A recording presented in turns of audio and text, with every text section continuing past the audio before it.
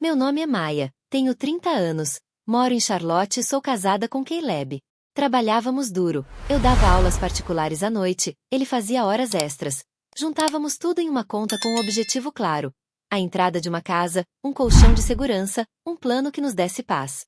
Para nós, aqueles 19 mil não eram luxo. Eram chão. Eram noites sem gasolina no carro, eram fraldas compradas com conta de luz paga, eram a promessa de um futuro que eu ansiava segurar. Eu entregava o dinheiro por hábito e por uma mistura de amor e medo. Amor pela família, medo de negar e virar a excluída. Durante anos aquilo pareceu função natural: depositar, anotar, explicar. E por isso fiquei cega ao risco de que a confiança, quando mal usada, vira arma. No dia do casamento, tudo parecia luz e pompa. Flores altas, convidados rindo, vestidos alinhados como paletas de cor. Mas havia um nó no meu estômago que eu não conseguia desfazer. A minha carteira vibrara horas antes com alertas do banco. Uma transferência aparecerá e eu não reconhecia o destino. Guardei o bilhete no bolso, respirei fundo e tentei ser apenas a irmã feliz. Eu não queria estragar o dia de ninguém. Ainda assim, a verdade tem um jeito próprio de vir à tona. Quando finalmente encarei minha mãe sobre o dinheiro, a sala ficou pequena demais para o silêncio. Ela me encarou como se eu tivesse quebrado uma regra invisível.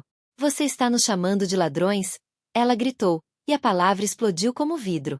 As mãos deram um tapa tão forte que minha cabeça bateu na parede e a sensação de ser vista evaporou como ar em frio. Prometi a mim mesma que aquilo não terminaria ali. Havia algo que aconteceu no instante em que meu marido entrou na sala. Algo que congelou minha mãe no lugar. E essa é a peça que muda tudo. Espere por esse momento. É o ponto em que mentira e verdade colidem. Era mais do que dinheiro. Era dignidade, o teto que sonhávamos e a promessa de um futuro seguro. Ver isso rasgar-se ali, com tanta gente olhando, me destruiu de verdade. Meu pai sempre gostou das coisas certas no lugar. Uma pasta com documentos sempre alinhada na estante, um extrato impresso no fim do mês e uma rotina que ele acreditava proteger a família. Quando se aposentou, a casa ganhou uma nova solenidade. Pastas etiquetadas, uma planilha com datas de pagamento pregada na geladeira e conversas sobre proteger o futuro que voltavam em cada almoço. Era um cotidiano prático, cheio de pequenos rituais. E um desses rituais era a caderneta da minha mãe, um caderno gasto onde ela anotava entradas, saídas e promessas. Nós o chamávamos, meio em brincadeira, de ledger. Para ela era memória e controle. Crescemos vendo como o olhar dela pousava diferente sobre Lena. Pequenos gestos. Ela pegava o melhor prato para minha irmã, escolhia as roupas dela para eventos, e aplaudia mais alto nas conquistas da casa. A escola, os bailes de formatura, os aniversários. Em todos esses momentos, Lena foi celebrada com uma intensidade que deixava o resto da casa com um silêncio resignado. Eu aprendi cedo a recuar. O favoritismo não era apenas afeto desvairado, era uma política de atenção que moldou quem eu era dentro daquele lar e que dizia, sem dizer, quem merecia espaço e quem deveria aprender a agradecer migalhas. Minha rotina financeira se encaixou nesse desenho familiar. Eu e Caleb tínhamos contas separadas, mas havia uma conta comum onde juntávamos economias para objetivos palpáveis. A entrada de um imóvel, um colchão de segurança para emergências e a sensação de que, se algo desse errado, não ficaríamos desamparados. Por respeito e por uma mistura de medo e gratidão, comecei a transferir $5.000 por mês para minha mãe. Uma prática que nasceu de promessas e pedidos e se tornou hábito.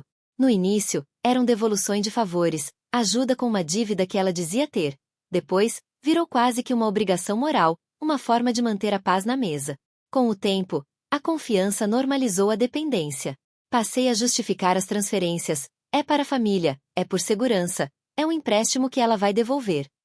E quando minha conta mostrava saques incomuns, eu tendia a aceitar a explicação dela.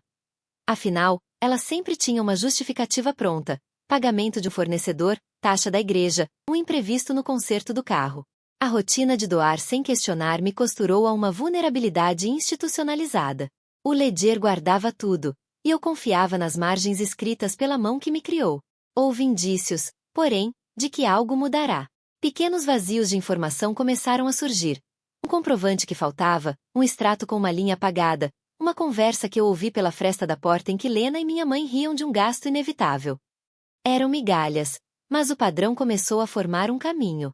O ledger continuava lá, mas as anotações pareciam mais cifradas, com siglas que eu não reconhecia e margens riscadas como se quem escrevia não quisesse que olhos curiosos lessem. Essas marcas me deixavam com uma sensação de que algo administrativo havia virado estratégia.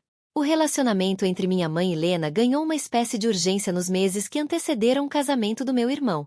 Preparativos, pagamentos adiantado, listas que inchavam.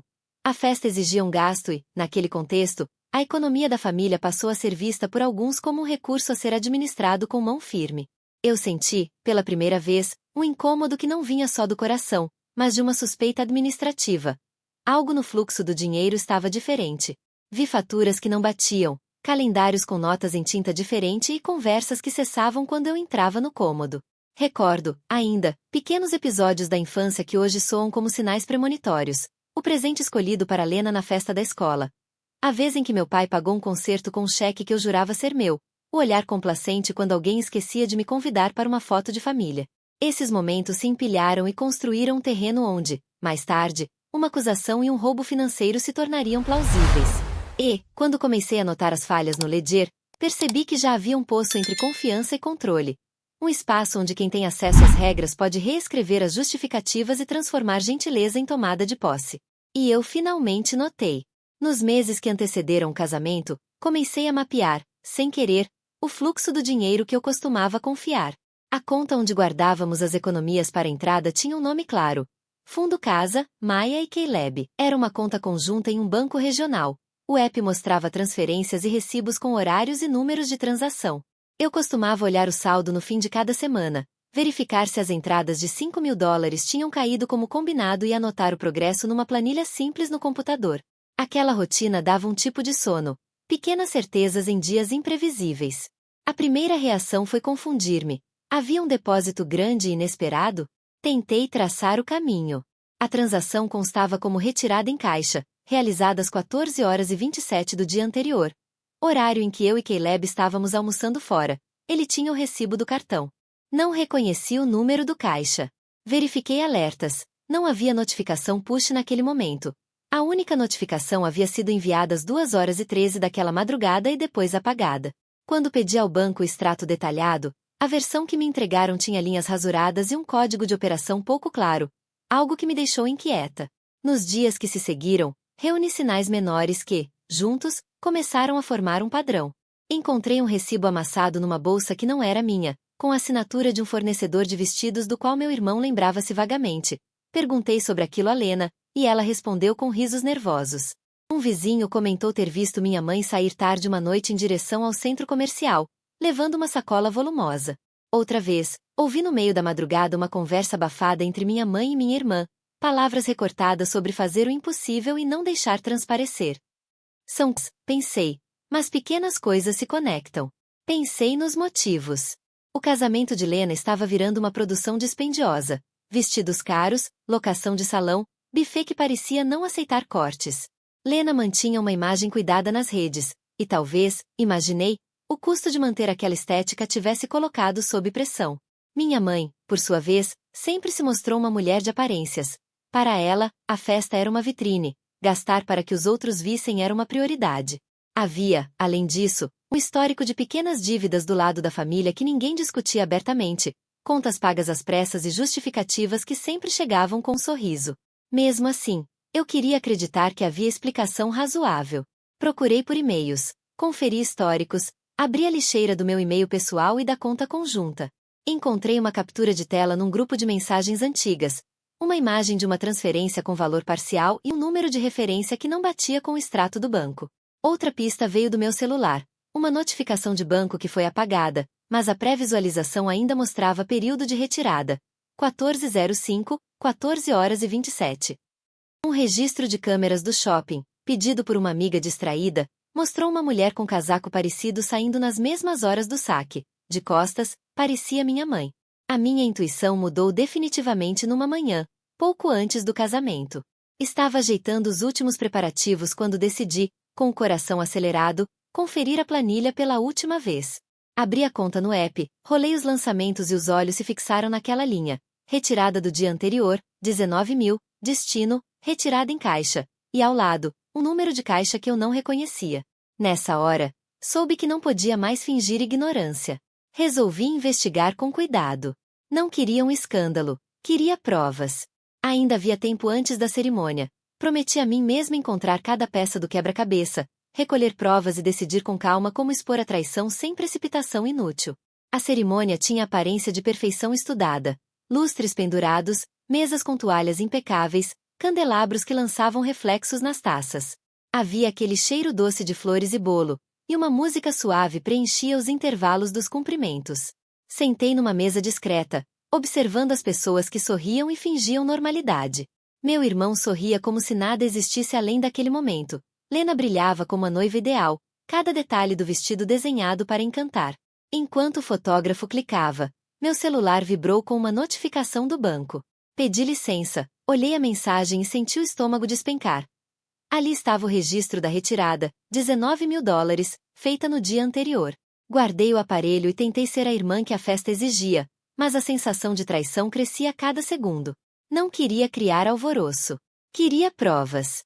Quando meu pai terminou o discurso e os copos se erguiam em brinde, aproximei-me da mãe encostada à coluna e, em voz baixa, perguntei sobre a retirada. Ela sorriu com ar medido, mas algo no olhar dela mudou. Você quer nos chamar de ladrões? Respondeu, com ironia. Pedi calma e mostrei o extrato no telefone. Mãe, alguém sacou 19 mil da nossa conta. Preciso entender.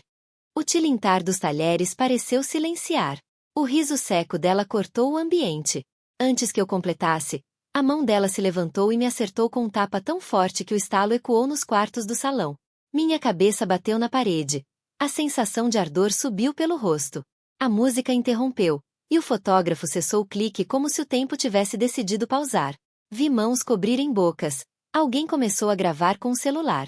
A humilhação tornou-se pública num instante. Meu irmão aproximou-se com ar tenso, agarrou meu braço e me puxou pelo corredor. Andávamos rápido. Minhas sandálias raspavam o piso. Eu tentei falar, explicar, mas a voz saiu tênue. Não faça cena aqui, murmurou ele.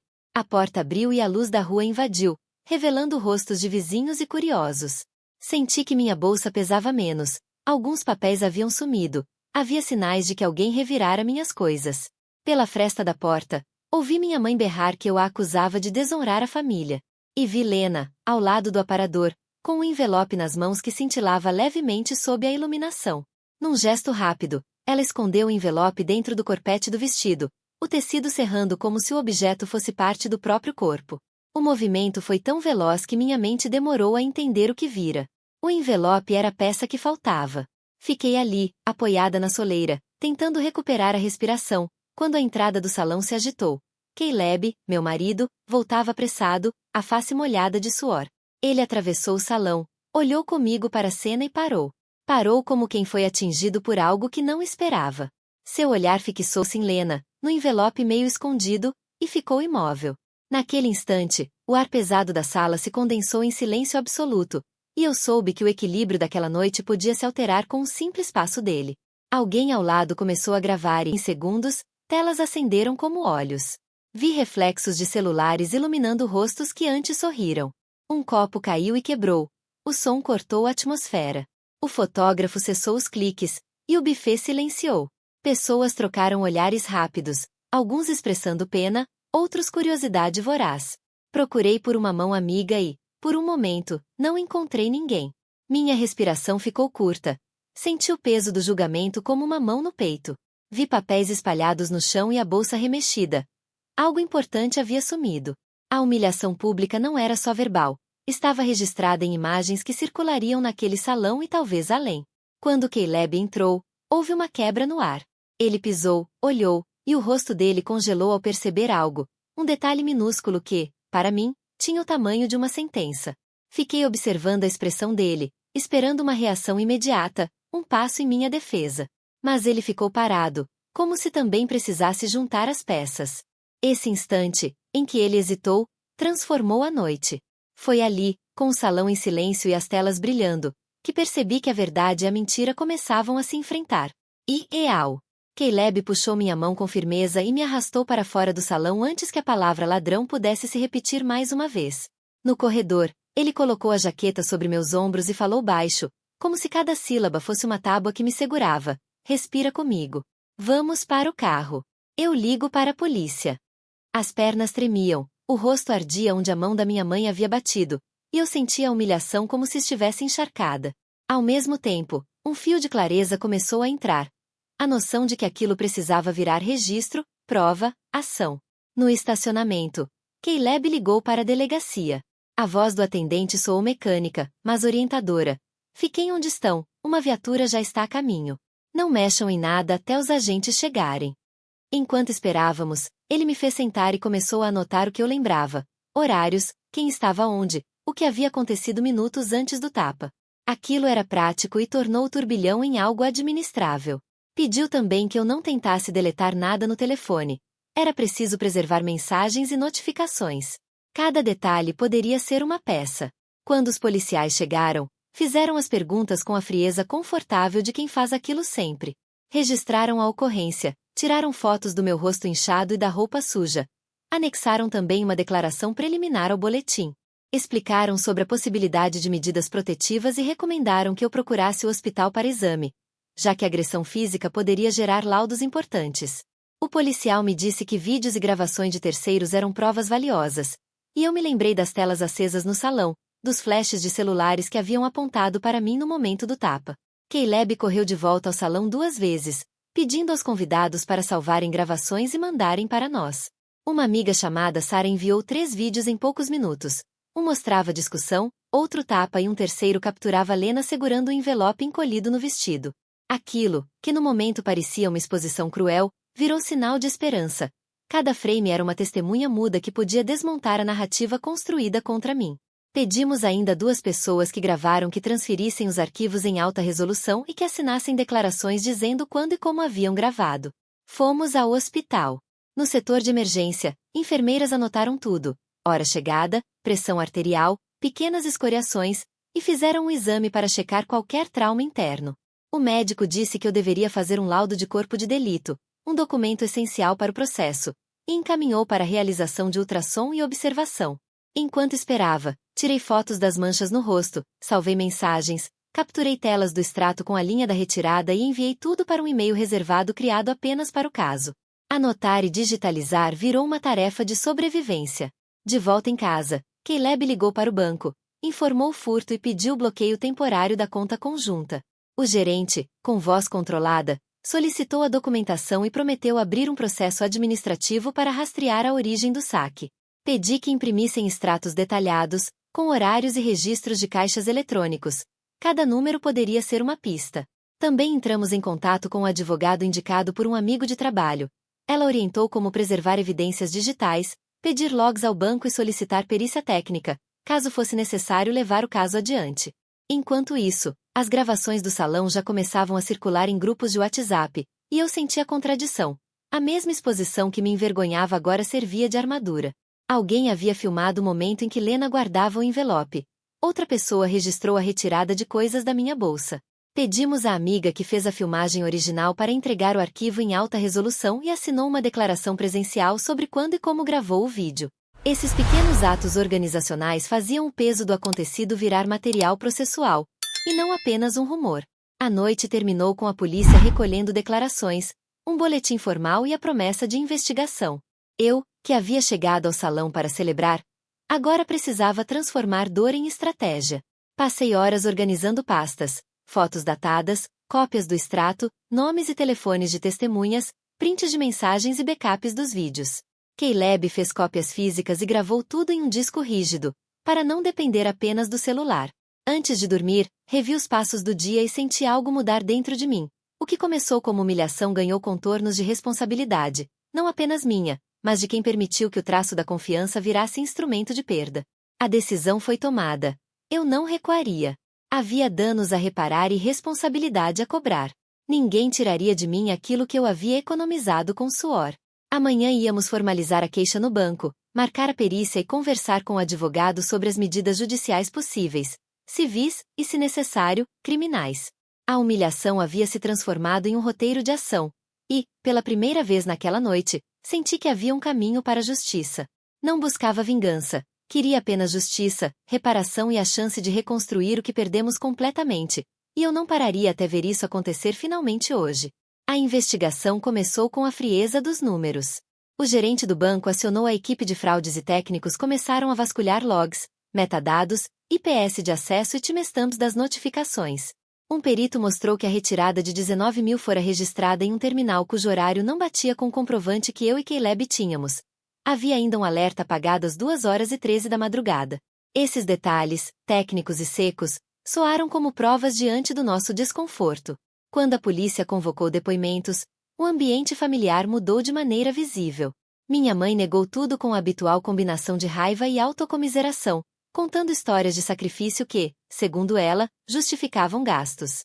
Lena chorou, disse que a festa havia consumido mais do que o previsto e mostrou recibos que pareciam fora de ordem. Alguns parentes se calaram, outros se posicionaram. A matilha de alianças nasceu com rapidez. Havia lealdade antiga que protegia a versão da mãe e havia parentes que, ao verem os documentos, decidiram declarar a verdade. O ledger da minha mãe virou peça central. No caderno envelhecido, peritos encontraram entradas manuscritas com siglas, valores e rasuras próximas à data do saque. Uma anotação dizia decoração. Ajuste Lena com uma margem coberta por tinta. Nos papéis do buffet, faturas duplicadas surgiram. Fornecedores confirmaram cobranças repetidas e pagamentos feitos em datas que coincidiam com transferências suspeitas. Um extrato detalhado do caixa eletrônico mostrou retirada em terminal X às 14h27. E as imagens das câmeras do shopping indicaram uma pessoa com casaco semelhante ao de minha mãe na porta do terminal naquele horário. O pai, no começo, manteve-se distante, como se o silêncio fosse proteção. Ele evitava olhar nos nossos olhos e passava horas consultando documentos no escritório, ajustando o relógio no pulso de modo nervoso. Ouvi dizer que, finalmente, pediu para ver os extratos em particular e confrontou Lena em voz baixa. Foi um gesto pequeno, talvez tardio, mas que demonstrava conflito interior. Sua hesitação mostrou que as lealdades não eram tão simples quanto pareciam. Havia culpa, confusão e amor entre todas as partes. A comunidade e as redes sociais ampliaram a dor. Vídeos do salão circularam em grupos, vizinhos comentaram, e mensagens chegaram com conselhos, julgamentos e ofertas de ajuda. Alguns parentes cortaram contato, outros aceitaram participar como testemunhas. A exposição pública pressionou decisões rápidas e deixou claro que o caso não se resolveria apenas entre paredes fechadas. Aquilo que me envergonhou transformou-se em prova. O mesmo pixel que me humilhara passou a ser testemunha. Ao mesmo tempo, surgiram dilemas morais que complicavam tudo. Eu havia transferido dinheiro por anos por lealdade e medo de romper. Havia normalizado o gesto até ele se tornar quase automático. Perguntei-me se parte da responsabilidade não pertencia a mim por não ter definido limites claros. Lena podia alegar desespero financeiro ou erro administrativo. Minha mãe oferecia a narrativa de sobrevivência e orgulho que, para ela, justificava decisões erradas. Humanizar cada uma delas não diminuía o ato, mas impunha complexidade. Não era um filme de vilões, eram pessoas com motivos e feridas. No escritório do advogado, recebemos orientações precisas. Solicitar perícia técnica aos extratos, pedir logs ao banco, preservar vídeos em alta resolução e recolher declarações de testemunhas. O advogado explicou que a apropriação indevida e a falsificação documental poderiam configurar crime e que a ação civil seria necessária para a reparação dos danos. Montamos então um dossiê, extratos, prints do app, vídeos do salão, recibos do buffet e a cópia do ledger com as anotações questionáveis. Quando finalmente protocolamos a queixa formal na delegacia, senti um misto de alívio e perda. O processo estava lançado, e com ele vinha a certeza de que a família jamais seria a mesma. Eu não buscava destruir vínculos por vingança, buscava reparação e limites. Enquanto aguardávamos a sindicância e a decisão sobre indiciamento, passei a treinar o que diria em audiência, a organizar cronologias e a anotar contradições para não ser pega de surpresa. No silêncio que seguiu, comecei a escrever um diário de eventos, datando cada vídeo e contactando cada testemunha. A mesa do escritório encheu-se de papéis e minha voz ganhou firmeza. Eu sabia que justiça seria lenta. Ainda assim, cada passo documentado era um tijolo na reconstrução de vida que alguém tentou desmoronar. No tribunal, a sala tinha uma frieza que nenhum arranjo floral poderia aquecer. O promotor abriu o caso com uma linha do tempo precisa, extratos bancários, logs com horários, vídeos do salão, recibos duplicados e o ledger manuscrito da minha mãe. Cada documento apareceu na tela ampliado. As rasuras foram destacadas, os metadados mostraram edições e os peritos explicaram cada código técnico com calma. Testemunhas foram chamadas.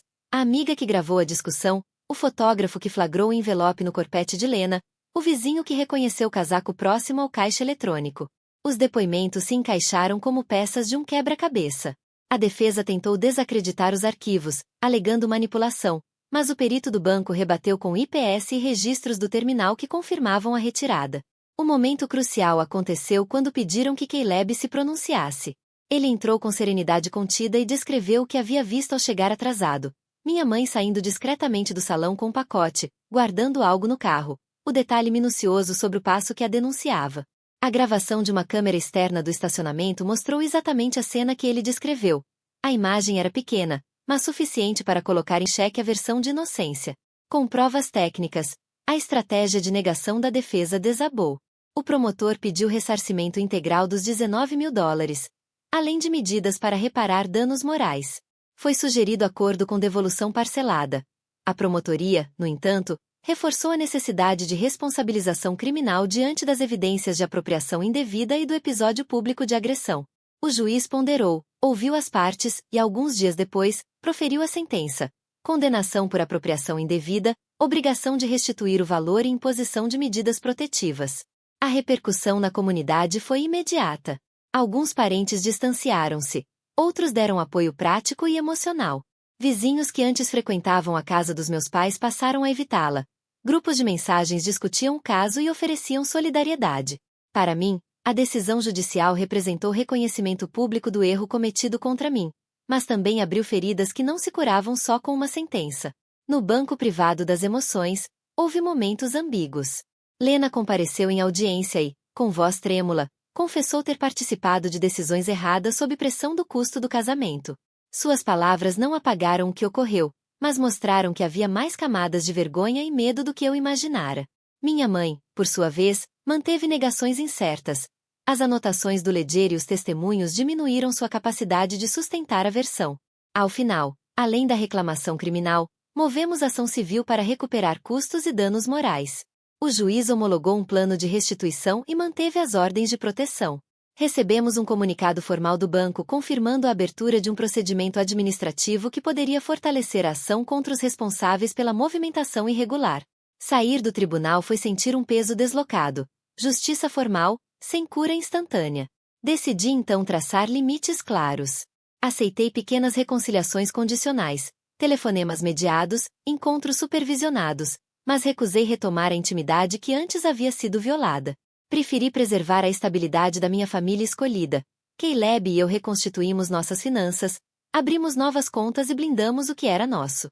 A sentença devolveu parte da dignidade, mas custou relações. Aprendi que responsabilizar não é vingança, é proteção. Escolher limites é um ato de amor próprio. A justiça foi um começo, a reconstrução, um caminho que eu percorreria com passos firmes e olhos abertos para que ninguém mais confundisse confiança com propriedade. E sigo em frente, criando um lar seguro. Os meses seguintes foram de reconstrução lenta e concreta. O reembolso dos 19 mil começou em parcelas que, embora pequenas, chegaram como promessa cumprida. Cada depósito era um tijolo na reconstrução da nossa segurança.